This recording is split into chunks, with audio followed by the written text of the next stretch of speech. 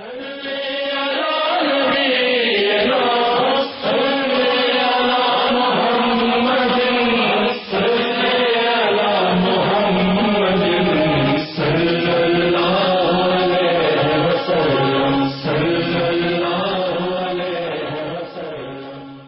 ہے پشاور کی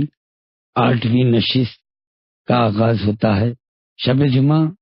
1 شعبان المعظم 1345 ہجری 8ویں نشست کا آغاز اس طرح ہو رہا ہے کہ اول شب میں نماز عشاء میں مشغول ہونے کے بعد حضرات تشریف لائے، نماز اور چائے نوشی کے بعد گفتگو شروع ہوئی اور سید عبدالحی صاحب نے گفتگو کا آغاز کیا۔ قبلہ صاحب السلام علیکم۔ گزشتہ شب آپ نے کچھ ایسی باتیں بیان فرمائی جو آپ جیسے انسان کو زیب نہیں دیتی تھی، کیونکہ ان سے مسلمانوں کے درمیان باہمی رنجش اور منافرت پھیلتی ہے۔ آپ خود بہتر جانتے ہیں کہ آپس کی پھوٹ اور نفرت ہی کے سبب سے مسلمان فنا ہو رہے ہیں، جس طرح کبھی اتفاق اور یگانگی کی وجہ سے غائب تھے۔ کہیے کیا کہیں گے آپ؟ سید صاحب مہربانی کر کے بیان فرمائے کہ میری تقریر کا کون سا حصہ مسلمانوں میں جدائی افتراق پیدا کرنے والا ہے۔ اگر آپ کا اعتراض درست ہے اور واقعی مجھ سے کوئی غفلت ہوئی تو میں متنبہ ہو جاؤں گا، بتائیے۔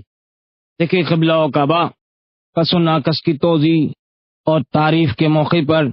آپ نے مسلمانوں کو 2 حصوں میں تقسیم کر کے مسلم اور مومن سے تعبیر فرمایا تھا، حالانکہ مسلمان سب ایک ہیں، لا الہ الا اللہ محمد الرسول اللہ کے کہنے والے آپس میں بھائی بھائی ہیں۔ ان کو ایک دوسرے سے الگ کر کے 2 گروہوں میں تقسیم نہ کرنا چاہیے، اس سے اسلام کو نقصان پہنچتا ہے۔ آپ ہی جیسے حضرات کے بیانات کا یہ اثر ہے کہ خاص و عام پیدا ہو گئے اور شیعہ اپنے کو مومن اور ہم کو مسلم کہنے لگے۔ چنانچہ آپ نے ہندوستان میں یہ دیکھا ہے کہ شیعہ کو مومن، سنی کو مسلم کہتے ہیں، حالانکہ اسلام و ایمان ایک چیز ہے، اس لیے کہ اسلام دراصل احکام کی اطاعت و قبولیت اور ان کی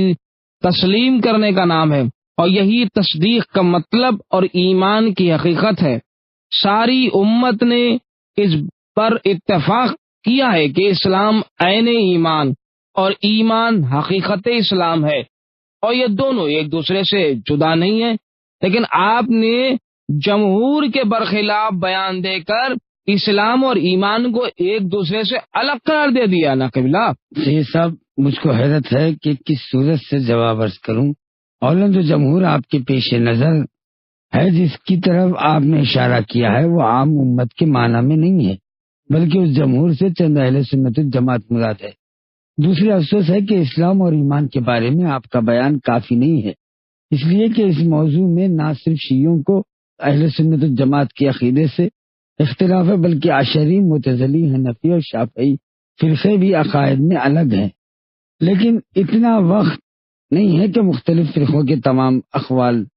نقل کروں۔ تیسرے، آپ حضرات جو عالم و اہل قرآن ہیں اور آیات قرآنی پر نظر رکھتے ہیں، ایسے عامیانہ اشکالات قائم کرنے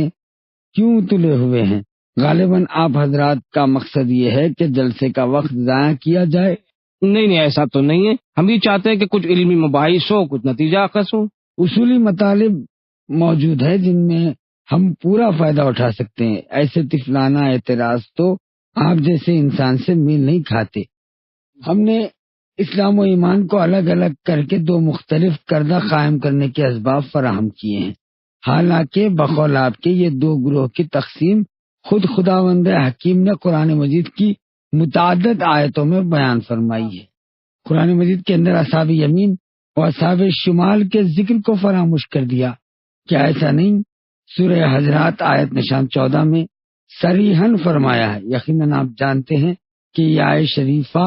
حجاز کے اعراب بنی اسد کی مذمت میں نازل ہوئی، جنہوں نے قحط کے سال مدینہ منورہ میں آ کر اسلام و ایمان کا اظہار کیا اور کلمہ شہادتن زبان پر جاری کی، لیکن چونکہ متعدد ہونے کے، مستفید ہونے کے لیے ظاہری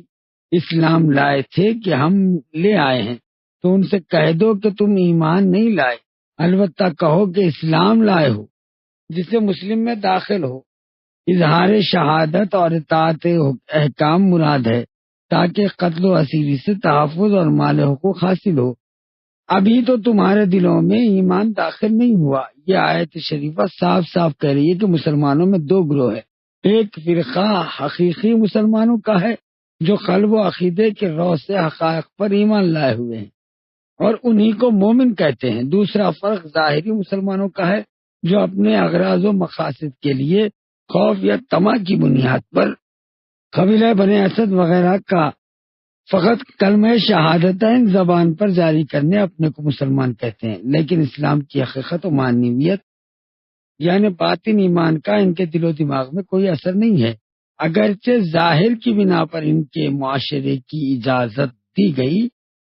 لیکن بحکم قرآن مجید جیسا کہ حکم ہے کہ آخرت میں ان کے لیے کوئی ثواب نہیں ہے، بس صرف کلمہ شہادتین کے اقرار اسلام کے مظاہرے سے معنوی نتائج حاصل نہیں ہو سکتے۔ یہ آپ کا بیان صحیح ہے، لیکن بغیر ایمان کے اسلام کا قطعاً کوئی اعتبار نہیں ہے نا، جیسا کہ بغیر اسلام کے ایمان کا کوئی نتیجہ نہیں۔ کیا سورہ نساء میں کہ سورہ نمبر 4 آیت نشان اسی سلسلے سے گفتگو میں جاری رکھ رہا ہوں۔ دیکھیں جیسا کہ سورہ نساء میں جو سورہ نمبر 4 ہے اور آیت نشان 96 میں ارشاد نہیں ہے کہ ولا تقولوا لمن القاء علیکم الاسلام لست مؤمنا، یعنی جو شخص تم پر سلام کرے اس سے یہ نہ کہو کہ تم مومن نہیں ہو۔ یہ آیت بہت بڑی دلیل ہے اس کی کہ ہم ظاہر پر معمور ہیں کہ جو شخص لا الہ الا اللہ محمد الرسول اللہ کہہ دے اس کو پاک طاہر و مقدس اور اپنے بھائی سمجھو، اس کے ایمان کا انکار نہ کریں۔ یہ بات اس کی بہترین دلیل ہے نا قبلہ کہ اسلام و ایمان ایک حکم میں ہے۔ سید صاحب، اول تو یہ آیت جو آپ نے پیش کی ہے ایک معین شخص کے بارے میں نازل ہوئی جو اسامہ ابن زید یا محلم بن جسامہ لیسی، جس نے میدان جنگ میں ایک لا الہ الا اللہ کہنے والے کو اس خیال سے قتل کر دیا کہ اس نے محض خوف کی بنا پر کلمہ پڑھا ہے اور مسلمان ہوا ہے، لیکن آپ سمجھتے ہیں کہ عموم کا فائدہ دیتی ہے، تو اس پہلو سے بھی ہم تمام مسلمانوں کو تا دقیقہ ان سے کھلم کھلا کوئی عمل نہ دیکھا جائے، ضروریات دین کے منکر نہ ہو جائے، کفر و ارتداد کا اظہار نہ کرے، مسلمان اور پاک جانتے ہیں ان کے ساتھ اسلامی معاشرت رکھتے ہیں، ظاہر کے حدود سے تجاوز نہیں کرتے، ان کے باطن سے کوئی مطلب نہیں رکھتے اور لوگوں کے باطنی حالات کی جستجو کرنے کا حق رکھتے ہیں۔ البتہ انکشاف حقیقت کے لیے عرض کرتا ہوں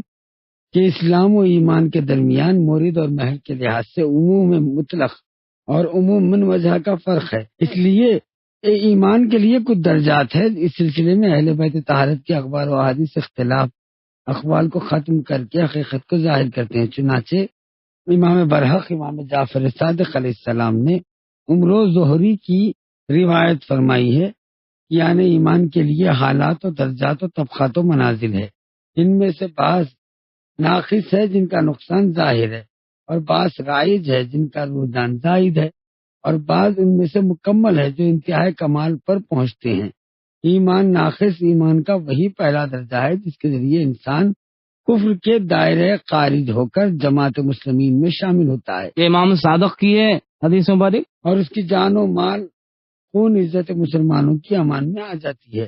ایمان رائج سے حدیث میں اس شخص کا بیان مراد ہے جو بعض ایمانی صفات کا حامل ہونے کی وجہ سے ایمان میں اس آدمی پر فوقیت حاصل کرے جو ان صفتوں سے محروم ہو، جن کی طرف بعض روایتوں میں اشارہ کیا گیا۔ چنانچہ کتاب مستعاب کافی نہج البلاغہ حضرت امیر المومنین امام جعفر صادق سے منقول ہے، یعنی در حقیقت خدا تعالیٰ نے ایمان کی 7 حصوں میں تقسیم کیا۔ مطلب یہ ہے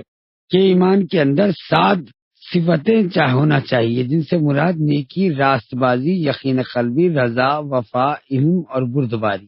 یہ ساتوں صفات انسان کے درمیان تقسیم ہو گئے۔ جو شخص پوری طرح ان سب کا عامل ہو وہی مومن کامل ہے، پر جس کے اندر ان میں بعض موجود ہو اور بعض نہ ہو، اس کا ایمان اس شخص کے ایمان سے بلند ہے جو سب صفتوں سے خالی ہے، اور ایمان کامل اس شخص کا ایمان ہے جو تمام صفات حمیدہ اور اخلاق پسندیدہ کامل ہو۔ چنانچہ اسلام سے ایمان کا وہ پہلا درجہ مراد ہے جو صرف قول و وحدانیت و خدا و نبوت خاتم الانبیاء کی اقرار ہو، لیکن حقیقت دین و ایمان کے قلب میں داخل نہ ہو، جیسا کہ رسول اللہ نے امت کے ایک گروہ سے فرمایا، یعنی ہے وہ جماعت جس نے اپنی زبان سے اسلام قبول کیا ہے لیکن اس کے قلب میں ایمان داخل نہیں ہے۔ تو بدیہی چیز ہے کہ اسلام و ایمان کے درمیان کھلا فرق ہے، لیکن ہم لوگوں کے اندرونی کیفیات پر معمول نہیں ہے، اور شب گزشتہ ہم نے یہ نہیں کہا ہے کہ مسلمانوں کو ایک دوسرے سے الگ کرنا، ان کے درمیان تفرقہ ڈالنا اور جدائی ڈالنا چاہیے۔ ہم نے فقط اتنا کہا کہ مومن کی علامت اس کا عمل ہے، لیکن ہم کو اعمال مسلمین کی کھوج کرنے کا حق نہیں ہے۔ البتہ ہم مجبوراً کے ایمان کی علامتیں بیان کریں، ٹھیک ہے، بیان کریے ایمان کی علامتیں کیا ہیں؟ تاکہ جو لوگ غفلت میں پڑے ہوں وہ عمل کی کوشش کے ظاہر سے باطن اور صورت سے سیرت کی طرف آئیں، جن سے حقیقتاً ایمان کا اظہار اور سمجھنے کے آخرت کی نجات صرف عمل سے ہے، اس لیے کہ دیکھیں قبلہ وکامہ میں معروضہ کروں گا آپ کی خدمت عالیہ میں، کیا آپ ایمان کی تعریف بیان کریں؟ ایمان کسے کہتے ہیں؟ جب آپ بتا رہے ہیں ایمان کی بات کر رہے ہیں تو ہم سوال کر رہے ہیں ایمان کسے کہتے ہیں، بتائیے آپ۔ تو ارشاد ہے حدیث مبارک میں کہ ایمان زبان سے اقرار، قلب سے عقیدہ اور اعضاء و جوارح سے عمل کا نام ہے، یعنی اس کے 3 رکن ہیں۔ پس زبان سے اقرار اور دل سے عقیدہ عمل کا مقدمہ۔ چنانچہ اگر کوئی مسلمان لا الہ الا اللہ محمد رسول اللہ کا قائل اسلامی شکل و صورت میں بھی ہو لیکن واجبات کا تارک اور حرام افعال کا مرتکب ہو تو ہم اس کو مومن نہیں سمجھتے، ہر چند کے بظاہر اس سے قطع تعلق نہیں کرتے، اسلامی معاشرت رکھتے ہیں، البتہ یہ جانتے ہیں کہ عالم آخرت میں جس کا مقدمہ یہ دنیا ہے، ایسے شخص کے لیے راہ نجات مسدود ہے جب تک کہ نیک اور خالص عمل کا عامل نہ بن جائے، جیسا کہ سورہ والعصر میں صاف اشارہ ہے کہ یقیناً ختم عصر کی نوع انسان بڑے خطرے اور نقصان میں ہے، سوا ان لوگوں کے جو ایمان لائے اور نیک اعمال بجا لاتے ہیں۔ تو غرض یہ کہ بحکم قرآن ایمان کی جڑ عمل صالح ہے، اور بس اگر کوئی شخص عمل نہیں رکھتا ہے چاہے قلب زبان سے اقرار بھی کر لے، ایمان سے دور ہے۔ اب دیکھیے آپ اہل سنت قرآنی قواعد کے خلاف شیعوں کو مطعون کرتے ہیں۔ اہل سنت کہتے ہیں شیعوں کو متون؟ جی ہاں، اس سلسلے میں آپ کا قول سامنے رکھتے ہوئے یہ بات بھی قابل غور ہے کہ اگر آپ کا یہ فرمانا صحیح ہے، آپ اس عقیدے میں مضبوط ہے کہ صرف ظاہر میں حکم کیا جائے، جیسے لا الہ الا اللہ محمد رسول اللہ کہنے والے کو مسلمان، مومن اور بھائی سمجھے، تو پھر آپ حضرات شیعوں اور اہل بیت رسالت کے پیرووں کو جو وحدانیت پروردگار اور نبوت خاتم الانبیاء کا اقرار کرتے ہیں، سب ایک قبلہ ایک کتاب کے ماننے والے ہیں، تمام احکام و واجبات کی بالکل بالکل مستجاب جی، اسے ہی مسلمان، اسے ہی مومن کہتے ہیں۔ جی ہاں عمل کرتے ہیں، تو نماز پڑھتے ہیں، روزے رکھتے ہیں، حج بیت اللہ کے لیے جاتے ہیں، محرمات کو ترک کرتے ہیں، خمس و زکوٰۃ ادا کرتے ہیں، مادہ جسمانی کے معتقد ہے، کس لیے کافر و مشرک اور رافضی کہتے ہیں۔ آپ یہ الزامات کیوں لگاتے ہیں اور اپنے سے الگ رکھتے ہیں؟ تعجب ہے کہ خوارج و نواصب اور بنی امیہ پروپیگنڈوں کا اثر اب تک آپ حضرات میں نمایاں ہے۔ بس آپ کی تصدیق کرنا چاہیے کہ باہمی افتراق و نفاق علیحدگی کے باعث آپ ہی حضرات میں ہے جو 10 کروڑ سے زیادہ موحد مومن مسلمانوں اپنے سے جدا کافر و مشرک اور رافضی کہتے ہیں، در حالی کہ کفر و شرک پر کوئی چھوٹی سی دلیل بھی آپ کے پاس موجود نہیں ہے۔ جو کچھ کہا جاتا ہے محض تہمت، غلط مبحث اور مغالطہ بازی ہے۔ یقین کیجئے کہ یہ سب غیروں کے تحریکات میں ہے، چاہیے کہ ان باتوں سے مسلمانوں میں پھوٹ ڈال کے پارٹیاں قائم کر دیں تاکہ ان کا الو سیدھا رہے اور مسلمان ان سے مغلوب اور ذلیل و خوار رہیں۔ ہمارے درمیان امامت و ولایت کے اصول و قواعد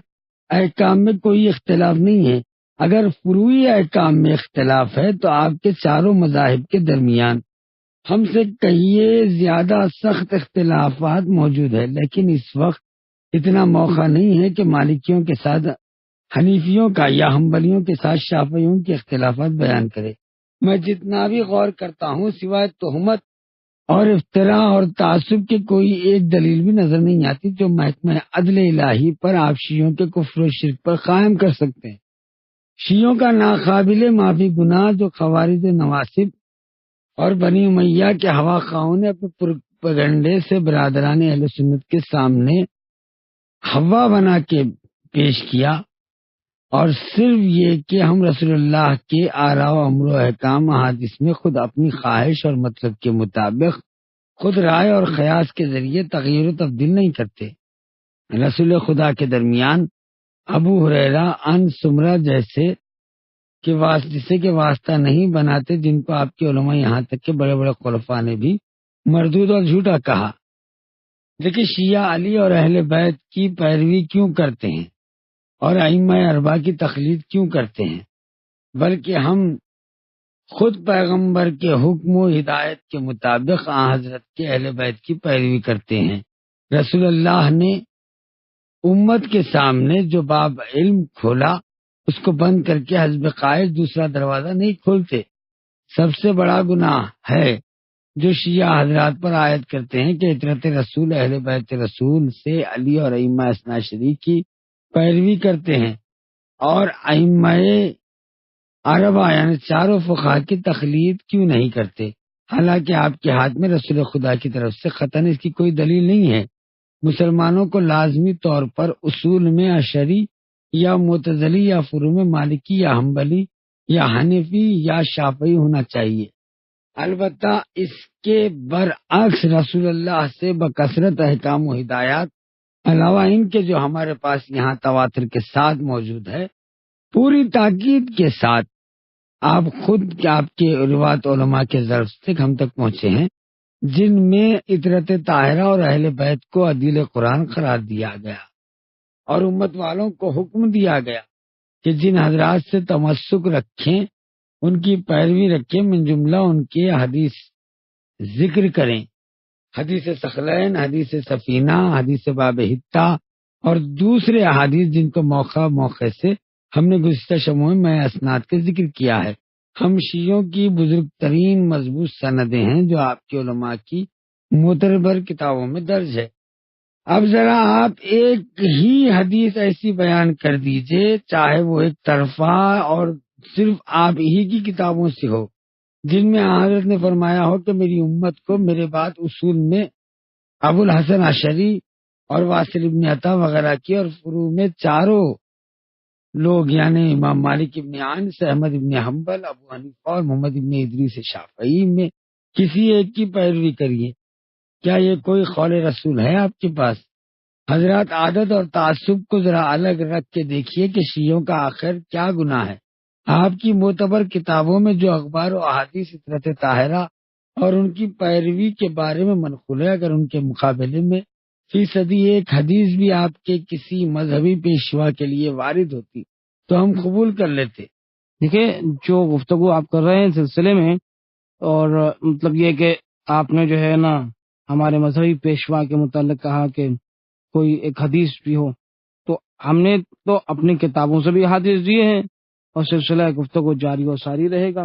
حکم رسول اطرت کی اتباع کرنا اس موضوع پر نہ صرف ہماری بلکہ آپ کی تقریباً ہر معتبر کتاب میں روایتیں ملتی ہیں، لیکن ہم کیا کریں کہ آپ کی معتبر کتابیں اور ان بے شمار اخبار و احادیث سے چھلک رہی ہے جو ہمارے مقصد اور عقیدے کا مکمل ثبوت ہے۔ جن سب کو پیش کرنے کے لیے کئی مہینے درکار ہے، پھر بھی نمونے کے طور پر ایک حدیث جو نظر کے سامنے آ گئی ہے عرض کیے دیتا ہوں کہ آپ کو معلوم ہو جائے کہ شیعوں نے جو راستہ اختیار کیا ہے اس کے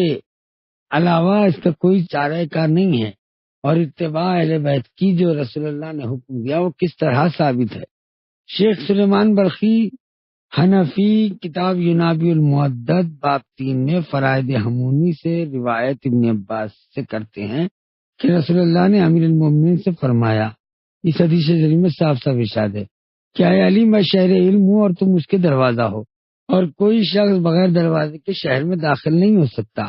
وہ شخص جو میری محبت کا دعویٰ کرے اور تم سے دشمنی رکھے، کیونکہ تم مجھ سے ہو اور میں تم سے ہوں، تمہارا گوشت میرا گوشت، میرا گوشت تمہارا گوشت، تمہارا خون میرا خون، تمہارا باطن میرا باطن، تمہارا ظاہر میرا ظاہر، جو تمہاری اطاعت کرے،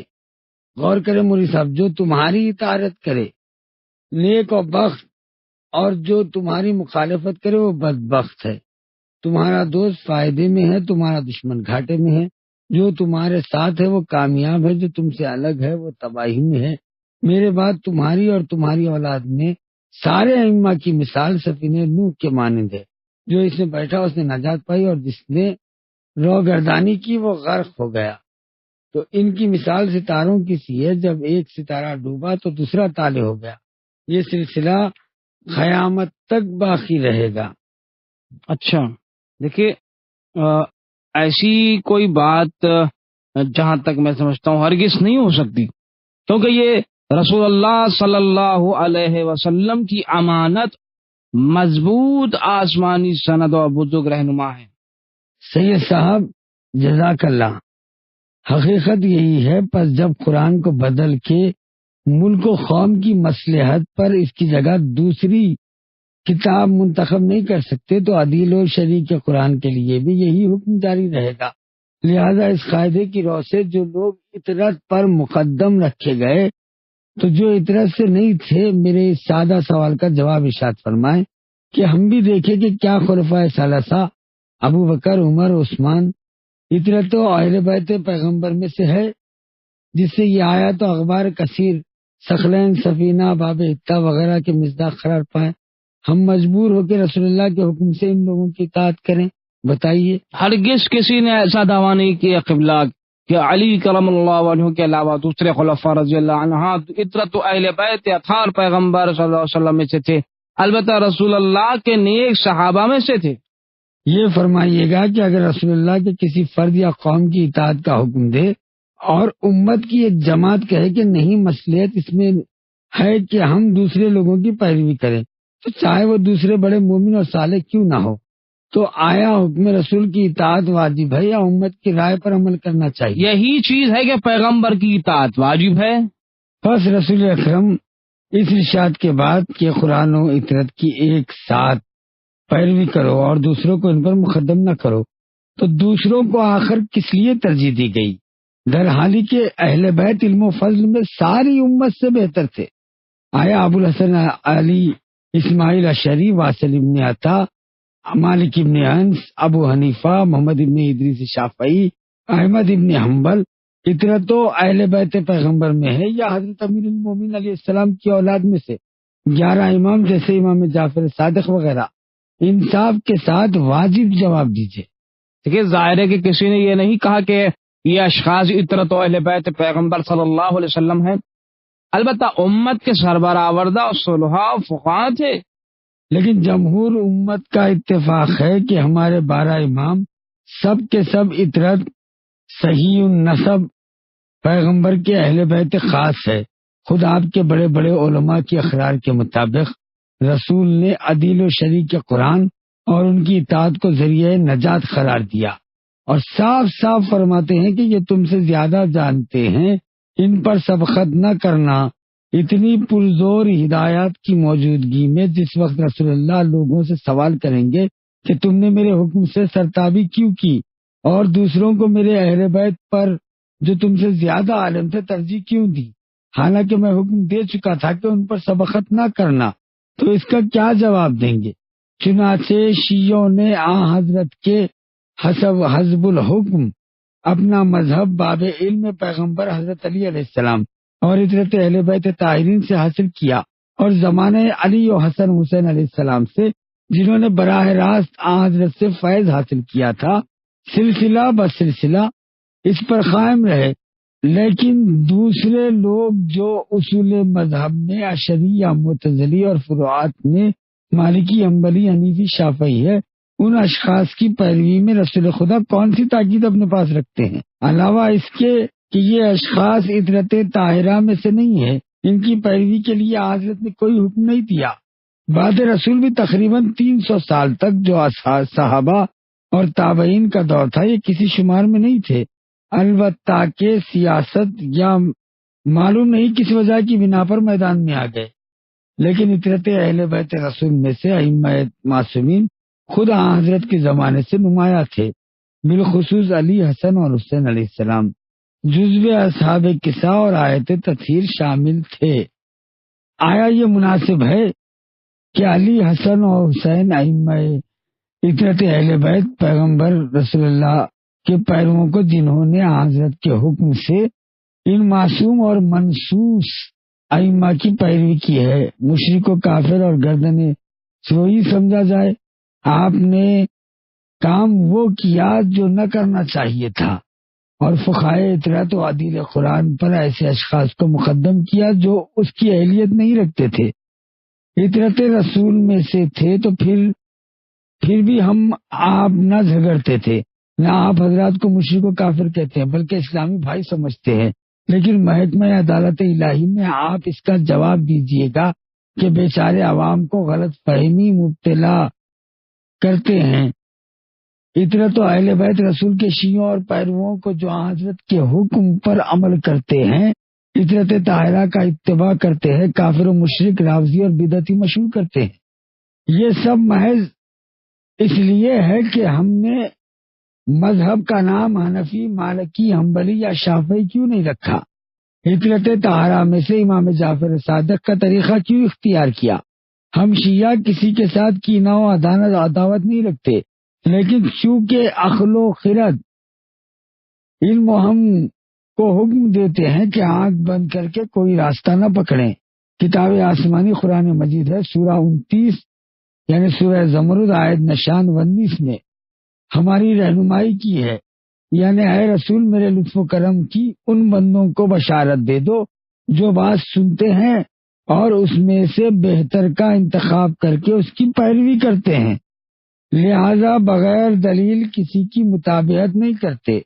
ہمارے ہادی، ہمارے رہنما خدا عز و جل اور رسول خدا ہیں، خدا و رسول نے جو راستہ ہمارے سامنے رکھا ہے ہم اس پر چلتے ہیں، چنانچہ آیات قرآن مجید اور ارشاد رسول کے اندر جیسا کہ علاوہ روایت شیعہ میں تواتر کے ساتھ آپ کی معتبر کتابوں میں بھی درج ہے، بے شمار دلائل براہین ایسے ہیں جو ہم کو ہدایت دے رہے ہیں کہ راہ حق، راہ مستقیم آل محمد ہے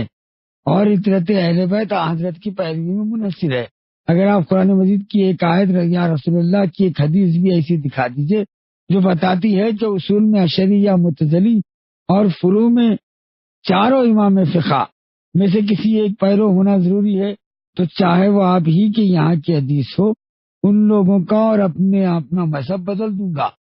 لیکن آپ کے پاس قطعاً کوئی ایسی دلیل موجود نہیں ہے جو اس سے کہہ دے کہ یہ اسلامی فقہ تھے۔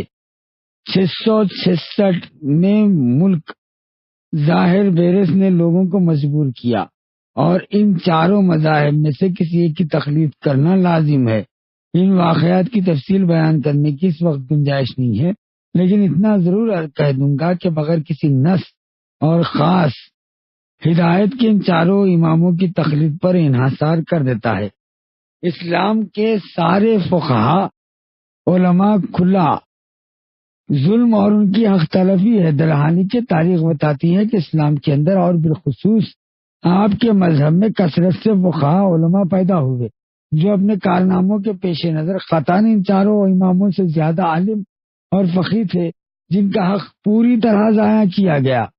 واقعاً تعجب کا مقام ہے، آپ باوجود اس قدر نصوص اور واضح دلیل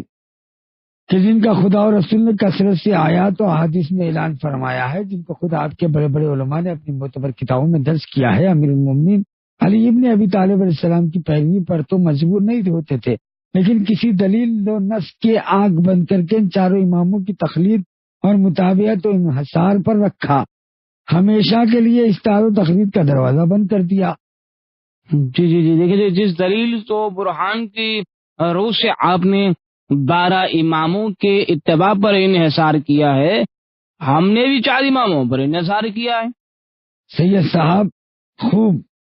ماشاءاللہ آپ نے تو بہت عمدہ بات کہی ہے. میں بھی آپ کے قاعدے پر آپ کی دلیل و برہان کے سامنے سر جھکانے کو تیار ہوں. اگر کچھ ہو تو بیان فرمائیے. خدا اور سورہ بقرہ آیت نشان 2 میں فرماتا ہے قل ہاتوا ابراہنکم ان کنتم صادقین، یعنی مخالفین سے کہہ دو کہ اگر تم سچے ہو تو اپنی دلیل پیش کرو. اول تو 12 اماموں کو شیعوں نے یا ان کے علماء نے سینکڑوں برس پہلے اس تعداد میں منحصر کیا ہے، بلکہ نصوص و احادیث کثیرات جو ہمارے اور آپ کے طریق سے منقول ہے ثابت کرتی ہے کہ خود صاحب شریعت حضرت خاتم الانبیاء نے ائمہ کی تعداد 12 قرار دی ہے. چنانچہ آپ کے اکابر علماء نے، جی ہاں آپ کے اکابر علماء نے بھی اس کا ذکر کیا. من جملہ ان کے شیخ سلیمان خندوزی حنفی نے ینافی المعدت کے صفحے 444 پر اسلام بول میں اس عبارت کے لیے لکھا ہے، یعنی یحییٰ ابن حسن نے کتاب عمدہ میں 20 طریقوں سے روایت کی ہے کہ رسول اللہ کے بعد 12 عدد ہوں گے، خلفاء کے 12 عدد ہوں گے، یہ سب قریش سے ہوں گے. صحیح بخاری جلد 3 میں طریقوں سے اور صحیح مسلم میں 9 طریقوں سے، سنن ابن ابو داود میں 3 طریقوں سے اور سنن ترمذی میں 1 طریقے سے اور جمع بین الصحیحین حمیدی میں 3 طریقوں سے یہ حدیث نقل کی گئی ہے. علاوہ ان کے دوسرے علماء جیسے ہمونی نے فرائض میں، خوارزمی اور مغازلی نے مناقب میں، امام سالبی نے اپنی تفسیر میں اور ابن ابی الحدید نے شرح نہج البلاغہ میں اور سید علی حمدانی شافعی نے معدۃ القربہ میں وہ حدیث عبداللہ ابن مسعود، جابر ابن سمرہ، سلمان فارسی، عبداللہ ابن عباس اور عبایہ ابن ربیع، زید ابن حارثہ، ابو ہریرہ اور امیر المومنین علی ابن ابی طالب علیہ السلام سے، ان سب نے مختلف طریقوں سے رسول اللہ سے نقل فرمایا کہ رسول اللہ نے فرمایا کہ میرے بعد خلفاء اور ائمہ کی تعداد 12 ہوں گی، یہ سب قریش سے ہوں گے، ان میں سے بعض روایات میں بنی ہاشم سے ہوں گے اور ان کے نام معین کیے گئے، بعض میں صرف عدد کا شمار بتایا ہے. یہ ان اخبار و حدیث میں سے صرف ایک نمونہ ہے جو آپ کی کتابوں میں کثرت سے درج ہے. اب یہ ذمہ داری آپ کے سر ہے کہ اگر 12 اماموں کے لیے بھی کوئی حدیث آپ کے پاس ہو تو بیان کیجئے. ایک ہی ہو ہم اس ایک حدیث کو تسلیم کر لیں گے، قطع نظر اس کے کہ آپ ائمہ اربعہ کے لیے ایک حدیث بھی پیش نہیں کر سکتے. شیعوں کے اور آپ کے 12 اماموں کے درمیان بڑا فرق ہے. چنانچہ گزشتہ شبوں میں حسب موقع ہم نے اس کی طرف اشارہ بھی کیا ہے کہ ہمارے ائمہ اثنا عشر اوصیاء رسول اور من جانب خدا منصوص ہے. آپ کے ائمہ اربعہ کے ساتھ ہرگز ان کا موازنہ نہیں ہو سکتا، اس لیے کہ آپ کے امام صرف فقہ و اجتہاد کا جذبہ رکھتے ہیں، بلکہ بعض ان میں سے جیسے ابو حنیفہ آپ ہی کے علماء اقرار و اطرت کے مطابق حدیث اور فقہ اجتہاد سے ہے، جیسے طاری ہے،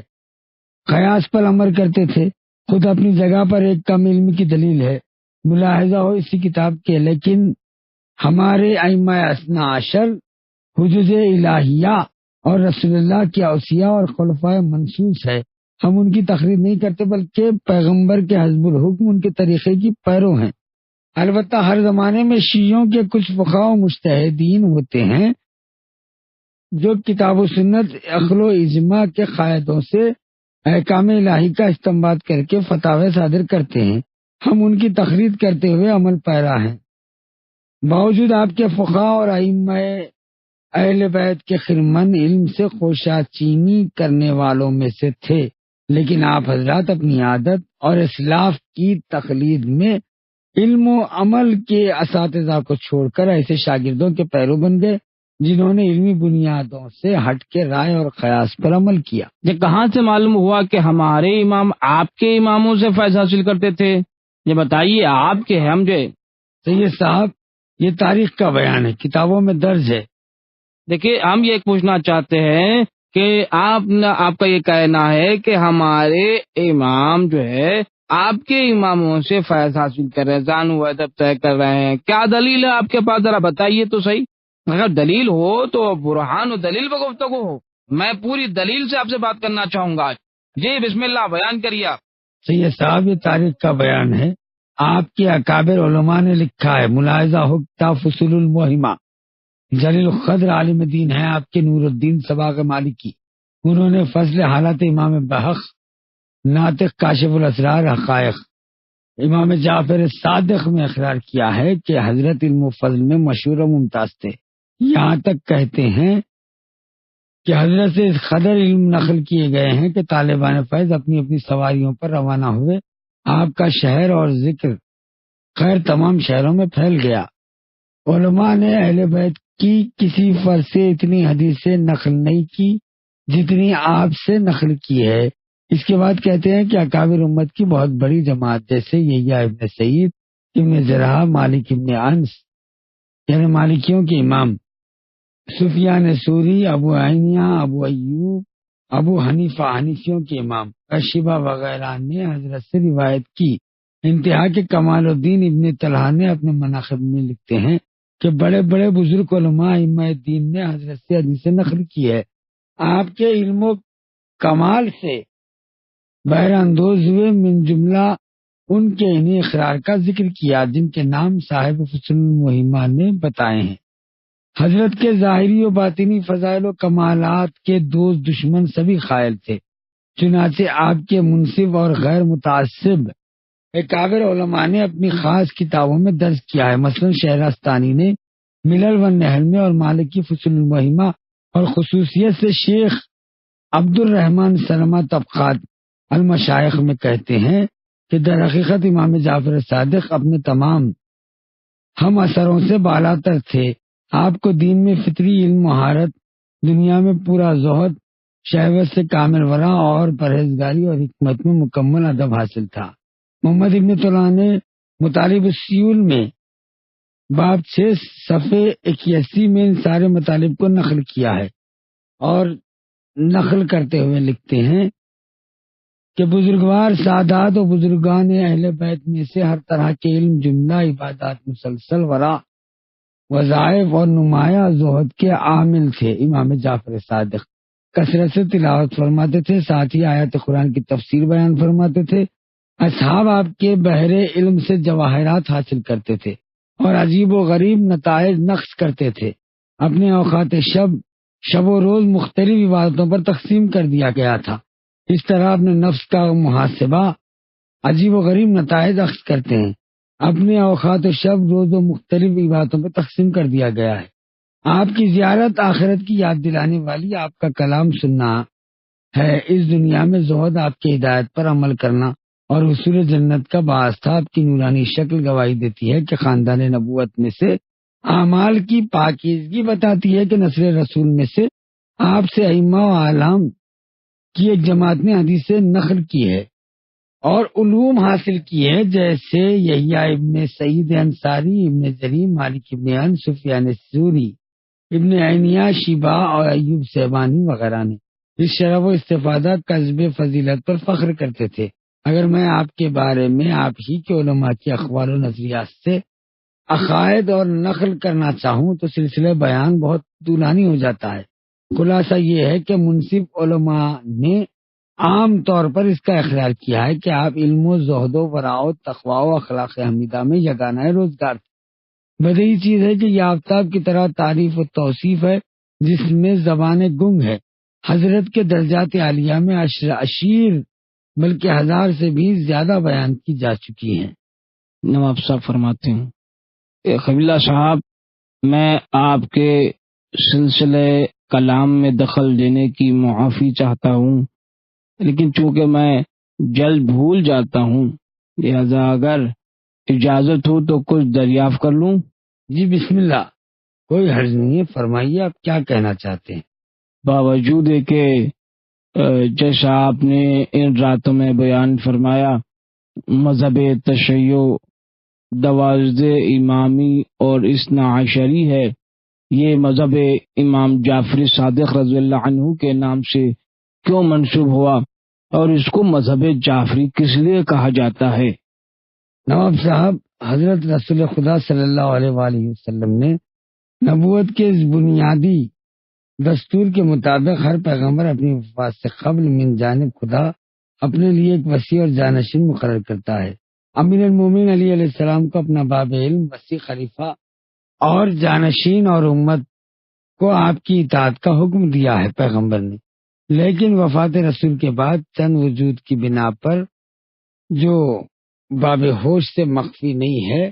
سیاسی تدبیروں سے امر خلافت ابو بکر، عمر، عثمان کے تصرف میں آیا۔ پھر بھی سارے زمانے خلافت میں ابو بکر و عمر جملہ امور میں برابر حضرت سے مشورہ کرتے تھے، آپ کے ارشادات پر عمل کرتے تھے۔ اس کے علاوہ غیر مذاہب کے بڑے بڑے علماء، دانش مند بھی جب تحقیق حقائق کے لیے مدینہ آئے تھے تو مباحثات اور مناظرات میں حضرت علی ہی ان کو قائل و مقبول فرماتے تھے۔